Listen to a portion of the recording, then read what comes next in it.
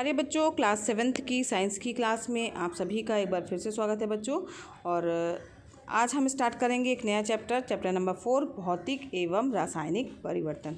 बच्चों, chapter number 3 तक जो है हम लोग पढ़ चुके हैं। और अगर आपने अभी तक अपना काम कंप्लीट नहीं किया है, चैप्टर्स को नहीं पढ़ा है, नहीं समझा है, तो चैनल की प्लेलिस्ट में जाइएगा। वहाँ पर क्लास 7th साइंस की प्लेलिस्ट है, उसमें से आप वीडियो देख सकते हैं और अपना काम कंप्लीट कर सकते हैं। तो चलिए बढ़ते हैं चैप्टर नंबर 4 की ओर, भौतिक एवं रासायनिक परिवर्तन। तो यहाँ पर इस चैप्टर में हम पढ़ेंगे क्या क्या। तो हम इस चैप्टर में बच्चों जानेंगे कि भौतिक परिवर्तन किसे कहा जाता है, उनके कुछ एग्जाम्पल भी देखेंगे हम, साथ ही उनका क्या उपयोग है, ये भी हम इस चैप्टर में पढ़ेंगे।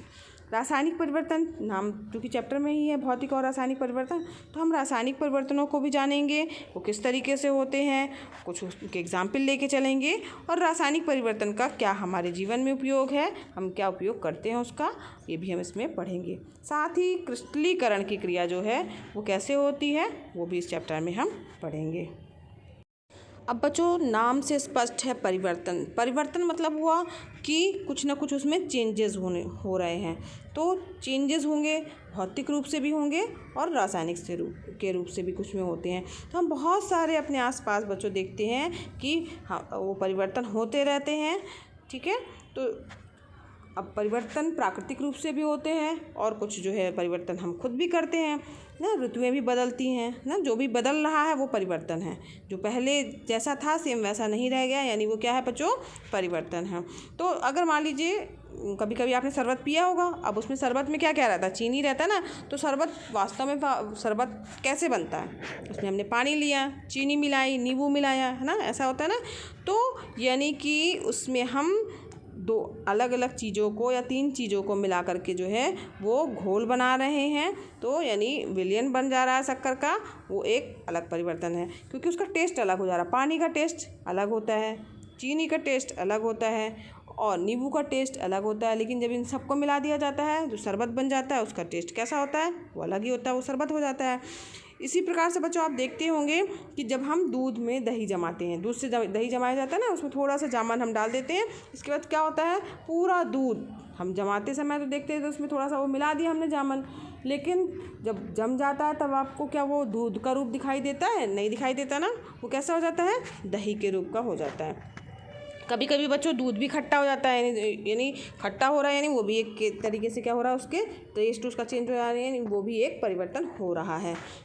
कई बार होता है कि हम किसी भी रबड़, मान लीजिए कोई रबड़ बैंड है, आप खींच रहे हैं उसको, तो वास्तव में पहले उसकी स्थिति तो दूसरी थी, इसका जब आपने उसको खींच दिया तो उसकी स्थिति जो है वो बदल गई। तो अगर हम परिवर्तन की बात करें बच्चों, तो 2 तरीके से परिवर्तन होते हैं।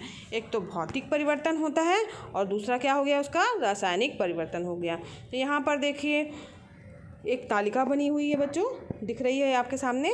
इसमें जो है दैनिक जीवन में अनुभव किए जाने वाले कुछ भौतिक परिवर्तनों के कारक हैं, परिवर्तन के पूर्व और परिवर्तन के पश्चात की उसकी स्थिति है।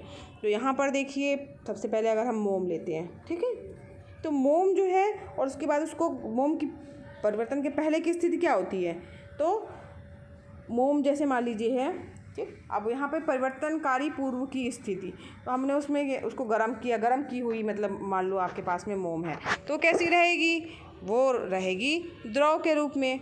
अब जब हम उसको ठंडा, थोड़ी देर में वो अपने आप ठंडी हो जाएगी, तो कैसे रूप में हो जाएगी, वो ठोस के रूप में हो जाएगी। तो यानी कि जो द्रव के रूप में मोम थी उसमें ऊष्मा दी गई, या ऊष्मा वाली जो मोम थी, गर्म मोम थी, वो पिघली हुई मोम थी हमारी, और थोड़ी देर बाद वो ठोस के रूप में जम गई।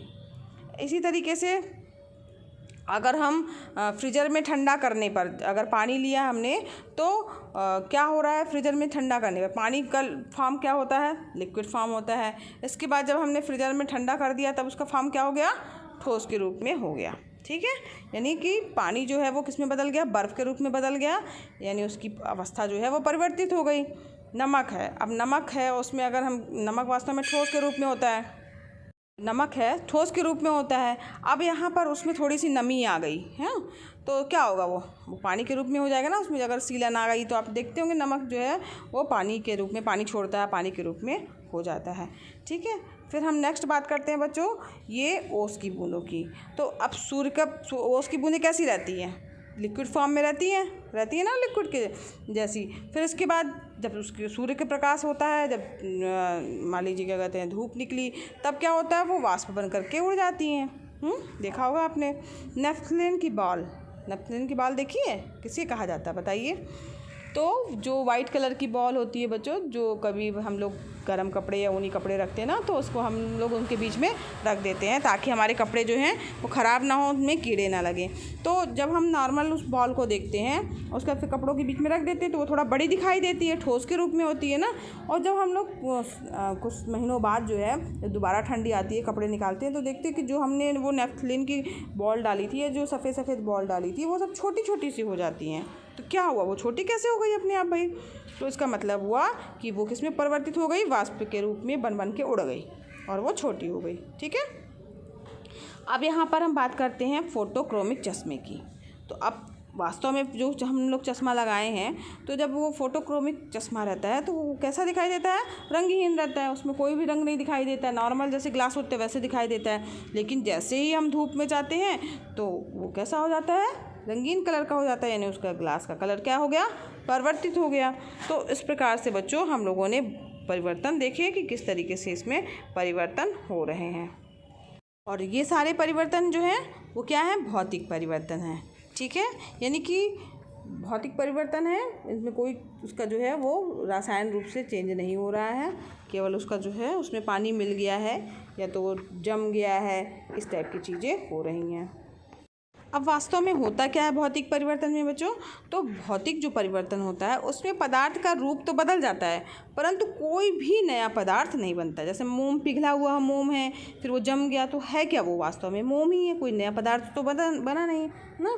तो भौतिक परिवर्तन के पश्चात जो है तो ज़्यादातर स्थिति होती है कि हम पदार्थ की पहले वाली अवस्था को भी प्राप्त कर सकते हैं। जैसे मान लीजिए जमा हुआ है मोम, उसको पिघला दिया, पिघला मोम हो गया, उसको वापस हम ठंडा कर देंगे तो थोड़ी बार वो फिर वापस हो जाएगा ठोस मोम के रूप में।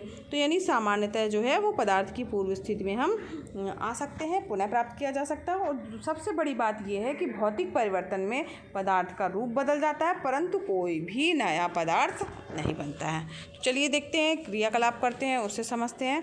यहाँ पर हमने 2 चम्मच नमक लिया है, एक कटोरी में थोड़ा सा पानी लिया है और उसमें नमक को घोल दिया है। ठीक है, नमक लिया, कटोरी में पानी लिया, उसको घोल दिया।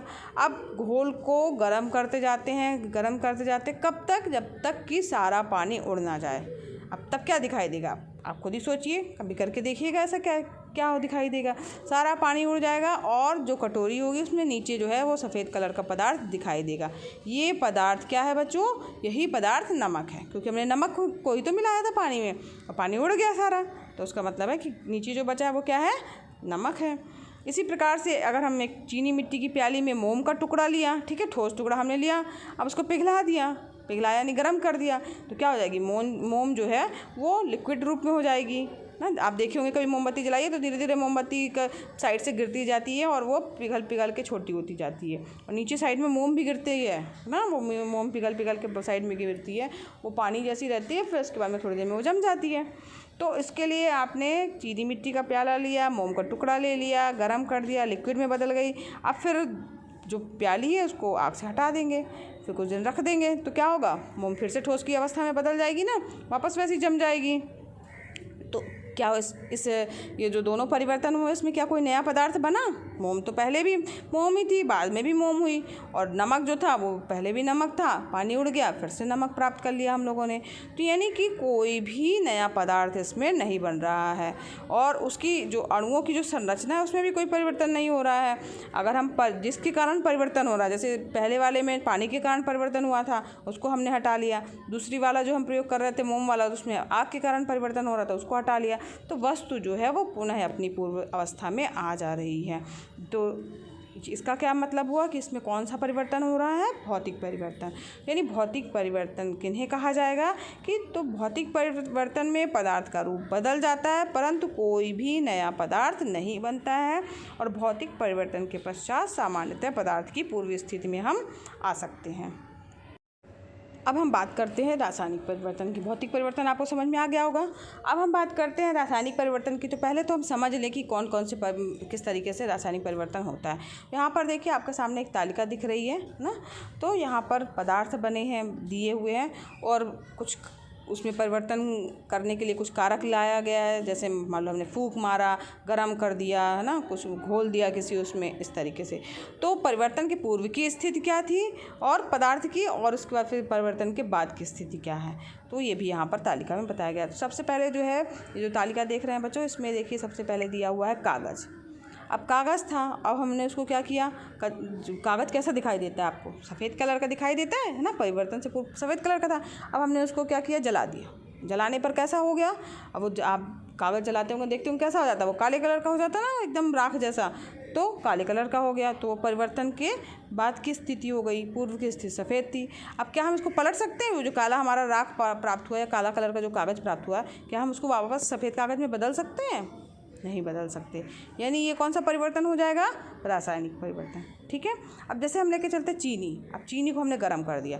चीनी होती किस कलर की है, सफ़ेद कलर की होती है। जब हमने उसको गर्म कर दिया तो भूरे रंग की हो गई। अब भूरे रंग से फिर से वापस सफ़ेद रंग में नहीं बदल सकते हम उसको।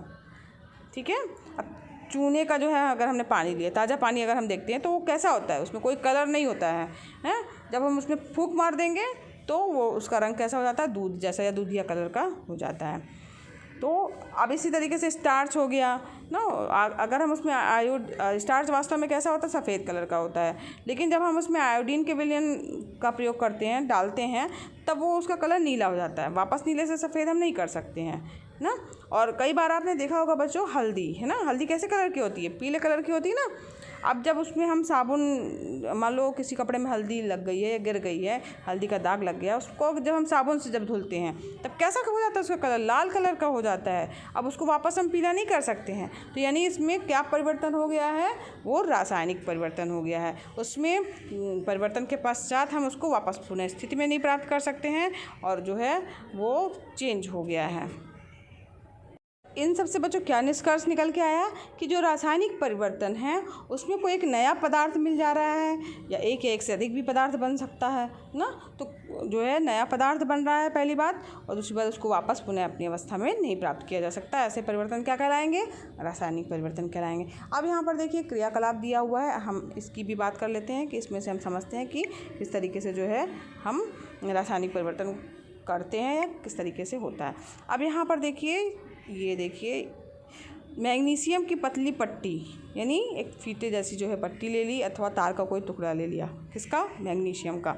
इसके बाद क्या किया बच्चों, इसके एक सिरे को किसी चीज़ से हमने पकड़ लिया, फिर उसको मोमबत्ती की लौ के पास हम ले गए हैं, हाँ, और गर्म कर रहे हैं। तब क्या होगा, ये सफ़ेद कलर का जो है वो प्रकाश देता हुआ जलने लगेगा। पूरा जलने के बाद इसमें सफ़ेद रंग का पाउडर जो है वो बच जाएगा। अब जो ये सफ़ेद पाउडर बचा है पाउडर के रूप में, तो वो क्या है, सफ़ेद पाउडर मैग्नीशियम के फीते जैसा है क्या, या उसके तार के जैसा है?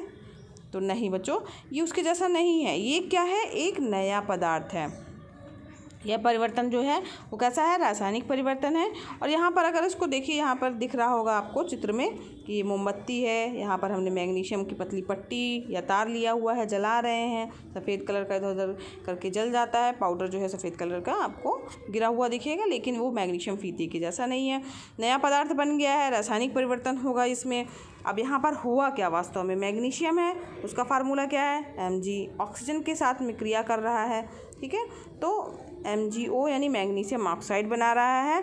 जब इस पाउडर को गर्म जल में हम घोलते हैं तो पुनः एक नया रासायनिक परिवर्तन होता है। इसमें मैग्नीशियम जो है वो जल में घुल करके मैग्नीशियम ऑक्साइड नाम का और नया पदार्थ बना देता है, और यह जो विलयन है वो लाल लिटमस को नीला कर देता है। अतः इसका विलयन जो है वो कैसा हो गया, क्षारीय हो गया।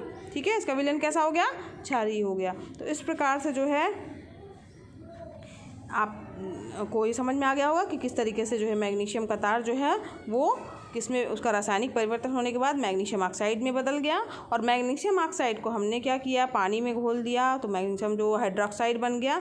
तो परिवर्तनकारी जो कारक है अगर हम हटा लेते हैं तब भी उसमें से वह पदार्थ पूर्व की अवस्था में नहीं आ पाता है, तो ऐसा परिवर्तन क्या कहलाएगा, रासायनिक परिवर्तन कहलाएगा। यानी कि रासायनिक परिवर्तन क्या होते हैं, तो इसको इस तरीके से समझिए कि रासायनिक परिवर्तन में एक या एक से अधिक नया पदार्थ बनता है जिससे सामान्यतया पूर्व पदार्थ को प्राप्त नहीं किया जा सकता है। ठीक है, तो इस तरीके से आज हम लोगों ने बच्चों भौतिक परिवर्तन और रासायनिक परिवर्तन को समझ लिया, क्या डिफरेंस में है दोनों में। और हमारे दैनिक जीवन में हम ऐसे परिवर्तन जो है वो बहुत सारे देखते रहते हैं और उस पर ध्यान नहीं देते, लेकिन आप ध्यान दीजिएगा कि कौन से परिवर्तन जो अगर चेंज हो रहा है तो कौन सा परिवर्तन इसमें हो रहा है। ठीक है, तो आज के लिए बच्चों बस इतना ही। इसके आगे जो है हम नेक्स्ट वीडियो क्लास में पढ़ेंगे। ठीक, और अगर बच्चों पढ़ाना पसंद आ रहा हो तो वीडियो को लाइक कीजिएगा। चैनल पर नए हैं बच्चों तो चैनल को ज़रूर सब्सक्राइब कीजिए। साथ ही बच्चों चूँकि ये वीडियो क्लासेस एकदम फ्री है, निःशुल्क हैं, तो आप अपने फ्रेंड्स को भी शेयर कीजिए ताकि वो भी इसका लाभ ले सकें। धन्यवाद बच्चों, मिलते हैं नेक्स्ट वीडियो क्लास में।